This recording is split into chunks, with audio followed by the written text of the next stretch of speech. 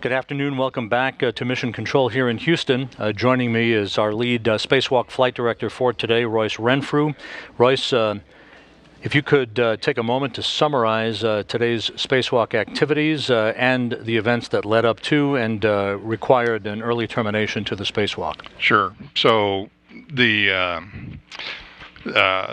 what I said to the team before we went out the hatch, and I've said this in every EVA I've done, the one in December, it was the same speech, was that the objective that we have today is to take the crew outside the hatch and bring them back in, and somewhere in between the depress and the repress we're going to do some other things, but the primary objective is to get the crew back inside the hatch safe, and that's what we're all focused on. And that's exactly what we did today. We went outside, we did a couple of tasks there. The suit started talking to us. We had a CO2 sensor that went fritzy on us, and then a little bit later in the EVA, Tim Coper started seeing some water on his visor. Those are all indications that we have some water carryover in that EMU. I'm not going to try to diagnose the problem that I had with the EMU today. It's very similar to the one that we've had before, where we had water carryover into the helmet. I made the call after we started getting some water on the visor to terminate the EVA. We brought both crew back inside, ran the expedited suit off for Tim Copra to get him out of his helmet anyway, and then we strolled back to our normal egress and post EVA procedures for Tim Peak and Tim Copra after that, after we got his helmet off. We did do some collection, some sample collection. We got some of the water out of the helmet, the helmet high absorbent pad that's inside the helmet now. We collected that. We used a syringe to pick up some water that was in there, took a bunch of pictures, looked at the LCVG that Tim was wearing after he came out, looked at his drink bag, looked at a bunch of different stuff. So we coordinating with our friends down in the MER, our engineering counterparts, try to get as much data gathering off of this EMU as we could, so that going forward we can go figure out what happened to this, what happened on this EVA to this EMU, so we can prevent that in the future.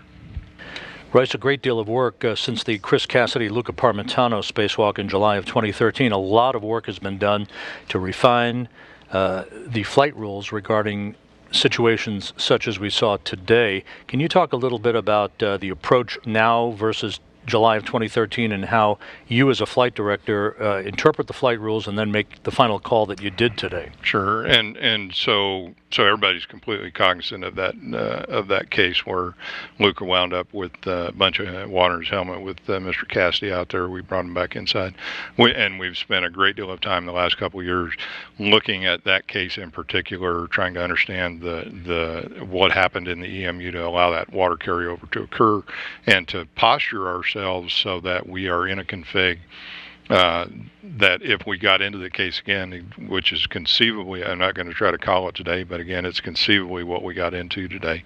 I think that demonstrates that the training that we've gone through in the last couple of years, you're talking about the flight rules, we're talking about understanding what it means when that CO2 sensor goes bad. That could be water carryover into the suit. We didn't terminate the EVA at that time because we've seen that in the past, but we did, if you remember, as we were going forward from that point, we did ask Tim Coper to give us HAP checks more often than we had normally would have, and that's part of the training, part of the follow-on from what we did there. You see that CO2 sensor go bad, one of the legs of that fault tree says you're going to get water in the helmet, so you start asking the crew, not only are you starting to have any CO2 symptoms, because I don't have a sensor there, but are you starting to feel any, if you move your head around inside the helmet, are you starting to feel any water in the HAP?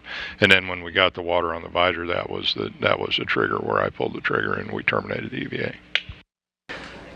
The activity today, all these events you just described that led up to the decision you made to call off the EVA at an earlier point, all the major objectives have been completed, of course. Obviously, the crew was never in any danger, right? Crew was not in any danger today. Again, based on what the lessons learned that we had, we executed per our normal procedures for this failure case. There are multiple failure cases on the EMU, and we spend a great deal of time looking at each of those individual failure cases. What would you do in this case? There's this thing called a cuff checklist. You'll see the EV crew members thumbing through it occasionally. I have one on my console. There are 30, 40 pages in there of things that could go wrong with the suit. One of them in there says, well, you have water in the helmet. So we executed per our nominal timeline, and again, the crew is not in any danger, which is why we were in a terminate case instead of an abort case, and we did not do the expedited repress. We did the normal repress because following the signature as it was going, we made the decision that we did not need to go down a path to do an emergency repress of the airlock or call an abort for the case. There's a subtle difference in EVA terminology between a terminate and an abort. Terminate, you can take a little bit of time, clean up the work site, and an abort case, you drop everything and come back inside. And I called it terminate today. We did not do the emergency repress. We did the normal repress. So we were in control of the case, but we could not ignore the case as we went forward. And in fact, the crew took time out to thank the team down here before the repress even began, another indication that there was time to do this in an orderly fashion. Yeah, I thought that was good. Tim Coper. So again, the objective for today's EVA was to go out and replace the sequential shunt unit on Channel 1 Bravo. And we did, and it works just fine, and that's awesome. So we managed to get our primary objective done.